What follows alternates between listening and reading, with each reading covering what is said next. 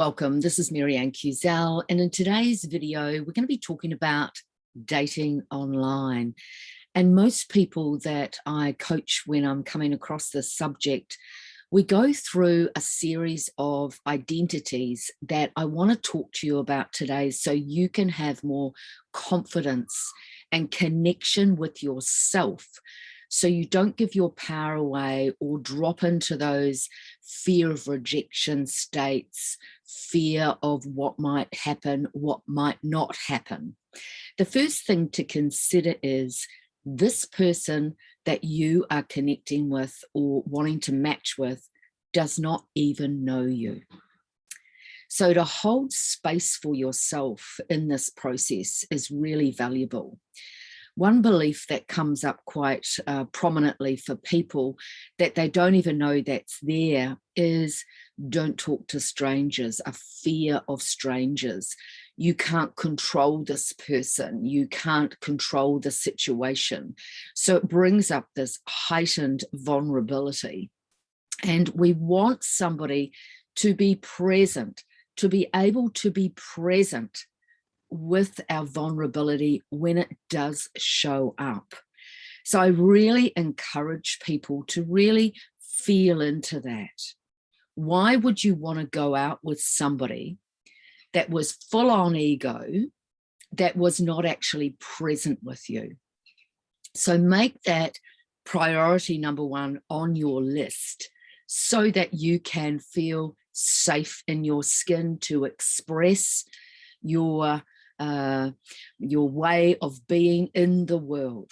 Now, most people that have a hard time dating online have clearly come from rejection, self-worth issues, and a fear of love, or a description of love that doesn't actually align to what love is really about. So if you've been in a relationship before and you've had a history of what you might think is failure in relationships, this is going to dent your emotional bank so that you feel fearful of even going online, and you may be judging others through a filter of your own fear of inadequacy. Another thing to consider, really important, is to really go into your body and take it slowly. I remember writing a book years ago about this, and I gave an exercise to several women and said, I want you to date a person 6 times. Now, the average date lasts, 2 or 3 hours, maybe 4. So even if it's maximum of 4 hours, to date someone for 6 times is 24 hours. And I asked each person to not have a sexual interaction with that person during that time. The good news is that self-value was saved, in that each person, after about the 3rd date, really decided, actually, this person isn't for me. And what we have sort of been brought up with in our society, social expression, is to jump into bed and then find out later, oh my God, this person's terrible. So it's about really aligning to who you are right now. So if right now that you're vulnerable or worried or afraid that this person might hurt you, then there's some work to do there to really identify with that. Another great thing is to recognize if you feel that you need alcohol, or you find you're quite bolshy on a date, or you talk a lot, is to change that pattern. And what I mean by that is to sit back in the body, anchor the body. How you do that is put your attention on your heart chakra. When you put your attention on your heart or the base of your feet, or even the seat bones, feel the support of the seat you're sitting on. What happens is you can't actually think. And this is how you be present with somebody, and to practice active listening. It's not about talking and telling them all your secrets or telling them all your past. It's about actually deciding do I want to share my time with this person? And to go into this experience as a practice and asking yourself, what sort of person am I being right now? And who do I need to be to show up, to create and manifest the person that I want to have a lasting, loving connection with? So to ask some questions and be present about, what makes your heart sing, what inspires you, what's the last book you read. If you're an astrologer or a spiritual person or somebody, especially on this channel, you would be very empathic, then you want to feel safe in your sensitivity. So you want to know that that person is going to mirror you and be present in your vulnerability, in your sensitivity. So there's a part of you that's responsible for feeling safe in your skin. And if you want to do some work with me around that, by all means, reach out. But there's another part where you want to know that that person has your back, that that person is emotionally mature enough, that they've done some sort of work, that they are aware, that they have self-awareness, that they're not operating through their ego all the time, that they're considerate, thoughtful, kind, that they're genuinely interested in you. Because what happens in the first instance is that physical, chemical reaction. And often women, especially that have come from an unlovable experience growing up, or feeling that they're not wanted, loved, desired, or liked, they can be in love with the idea of love. And this can be a very dangerous filter. So we want to break that down, come home to ourselves and say, well, actually, I'm deserving of love.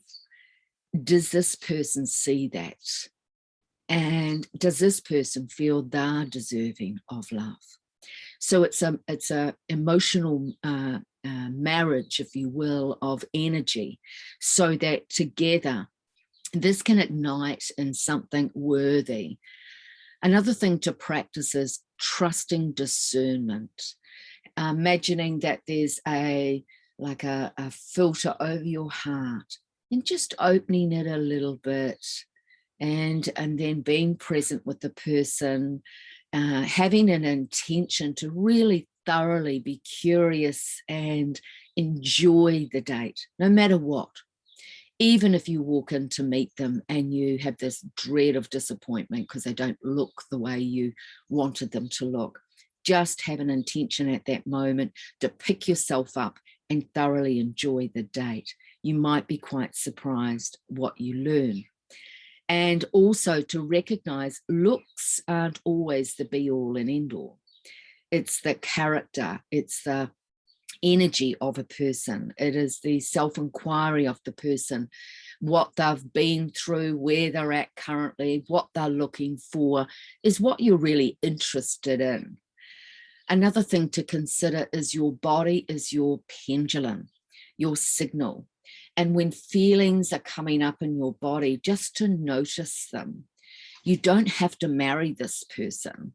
You don't have to go on a second date with this person, but using it as a practice. If you're thoroughly enjoying the date, notice what's going on in your body. The little girl or the little boy and all of us gets really excited when this person is giving us attention. And just to notice that. Or if you've been craving physical touch or attention for a long time, you've just got to be present with that, knowing and acknowledging this is a place that you can accept, that you've starved yourself through perhaps the fear of getting close to somebody again.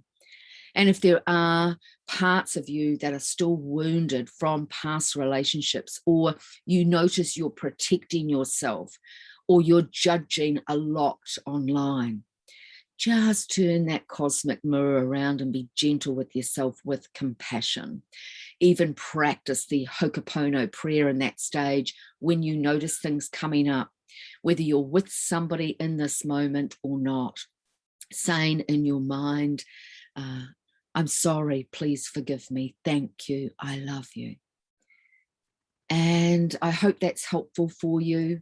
I will be running a webinar on it, and just go to Astrolada so that we can clear any blocks for you to feel safe in your sensitivity, safe in your vulnerability, and worthy and valuable to hold presence for yourself.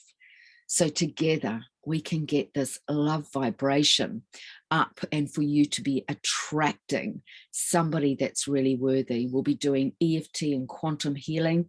So check out the links below, and I look forward to helping you. Much love to you.